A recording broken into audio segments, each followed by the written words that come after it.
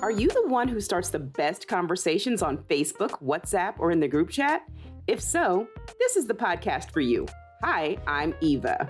And I'm Don, and welcome to Chat and Bother. This is a 15-minute podcast where we start conversations and you and your circle finish them. So go ahead and share this episode with a friend or family member so they can listen to it and you can talk about it together. Good morning. Yeah, good morning. So your friend is not caffeinated, at least not caffeinated fully. I have my tea, which means I don't sound like a troll. And I only have one shot of espresso. And so if I am a little off today, let's blame it on the espresso. You're always a little off at this hour. Yeah. I have things that I want to talk about. All right. I mean, there's a lot of them. It's just a lot.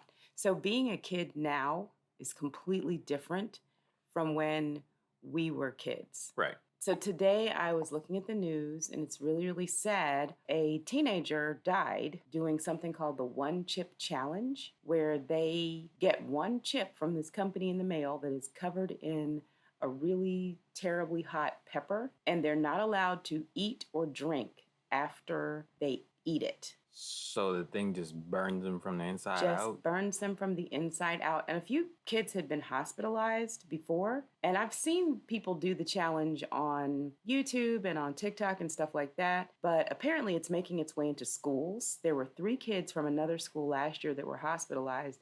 And then this time, this kid was at school and he got sick. Parents were called and then he passed out. And then a few hours later, he was gone. See, I'm glad that this stuff didn't happen when I was a kid, because I would have been that kid in the hospital. See, that's the thing. Like, kids now, they know better because they get this type of news, right? We just did really stupid stuff. We were living on pure teen foolishness. Yeah, and if enough people dared you, yeah, like, man, let me show y'all. Let me show y'all how to do. Like, we played Truth or Dare. Like, that was a game. Do the kids even play that now? I think they do, but it's probably a little weirder than we used to. But people played that game just for the dares. Nobody was in there for the truth. Nobody was telling the truth about anything. It was just dares. It got me thinking about how different it is now to be a kid than it was when we were younger. I know our parents would say, oh, it was a simpler time. It really was. That's true. Like, showing off was not for thousands of people. It was for, like, the kids that you knew. The 5 kids that could ride their bike over to your house. Right, or maybe your class, but I wasn't a class clown type. Yeah. Oh, we're not telling the truth here today. What are we doing? You were the person who wanted that attention in class. So what would you have been like if you knew thousands or millions of people, if you knew you could go viral for just doing the most ridiculous thing? I got kicked out of a class once for disrupting the class with a fake laugh. I just made myself laugh the whole class and made everybody else in the class laugh with me. That seems sad now when you say it. It doesn't sound as impressive as Yeah. it did back then. But yeah, But class nothing clown. is. No. Nothing is as impressive as it was. No. The point is, you do a lot of dumb things to just get laughs. And to get attention. We didn't have likes. Somebody would tell the story later. Did you see what he did? But it never really got beyond your school or your neighborhood. Or now these kids have so much pressure to be noticed. Right. And it's not like we have changed innately, because everybody likes to be noticed. I mean, everybody does. Yeah. But the platforms that they have now to be noticed are huge. It's global. It's not just the people in their neighborhood or their school. It's their cousin in California could see, oh, that was crazy what you did. Yeah, everybody can see it. Let's talk about how things were simpler back then. I know for me, Saturday morning was the best. Yeah. There wasn't a whole lot going on, but for me, I'm going to tell you why it was so great, and you're going to laugh. Nobody was home. Nobody was home. It was great. So that's right. Both of your parents ran businesses. And as an introvert, being alone for the first time after like 6 days that's wild to company. me. No, that's wild to me because that was the way my parents punished me, was making me be alone. Oh, that was a gift. That was torture to the highest degrees of torture. Like seeing all my friends outside playing, and I'm upstairs in the window looking like Miss Pearl from 227, just up there just like looking and terrorizing myself. Like, oh, y'all gonna play dodgeball? I like dodgeball. Oh, y'all now you playing freeze tag? Oh, you gotta catch Meiji. Catch Meiji. Oh. Yeah, I didn't mind that at all. First of all, there were no kids playing outside.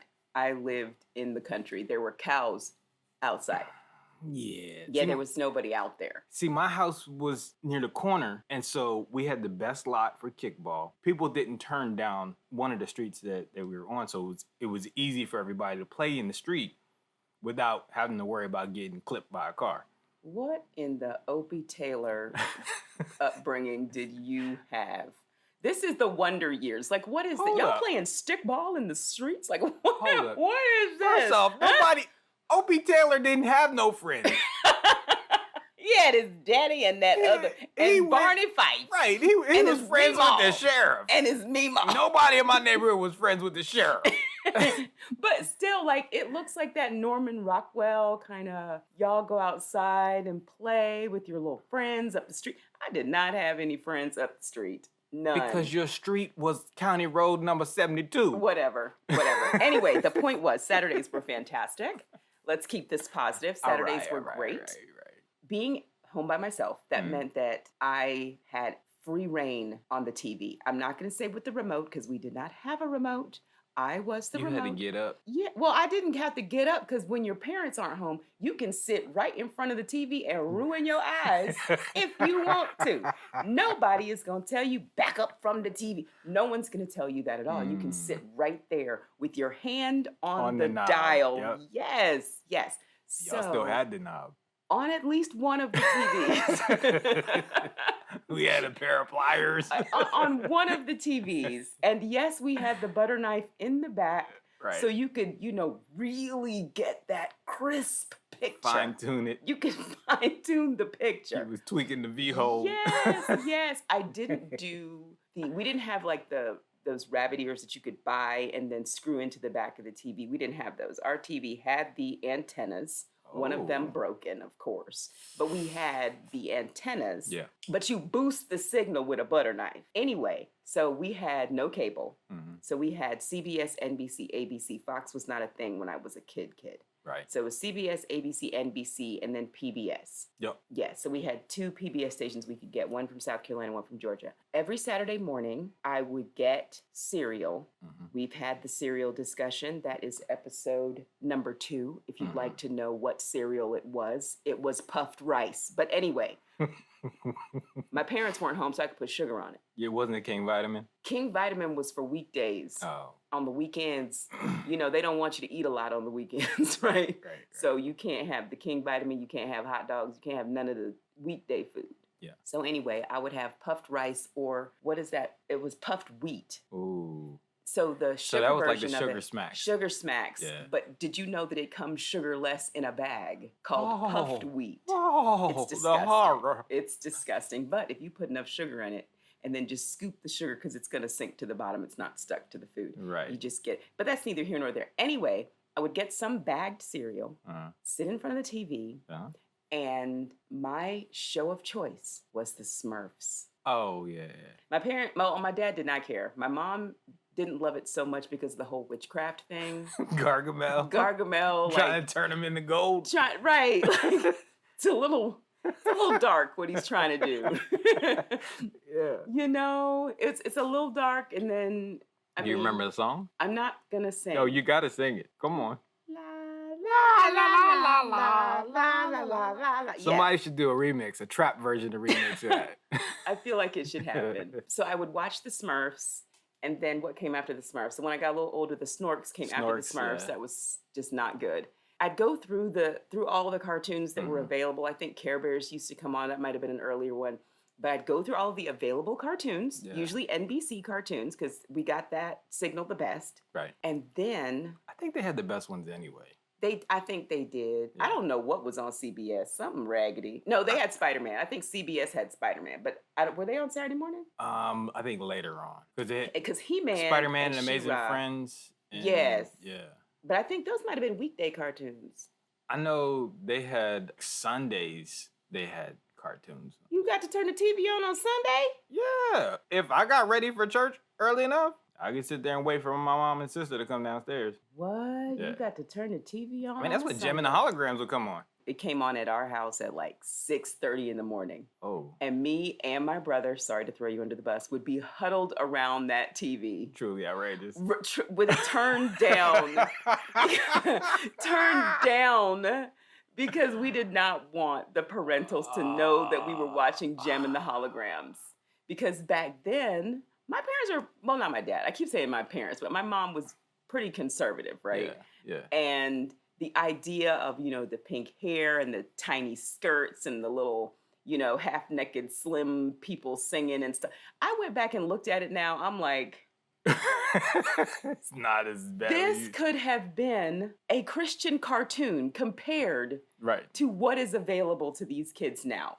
But we would be sitting around, just kind of huddled, trying to watch it on the sneak. It feels sad now that I think about it. It feels very, very sad. But I think that was the Sunday morning. Yeah, because it was that, and then I think Johnny Quest used to come on.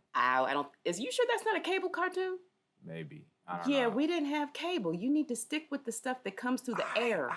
You didn't know nothing about no Sim Salabim? No.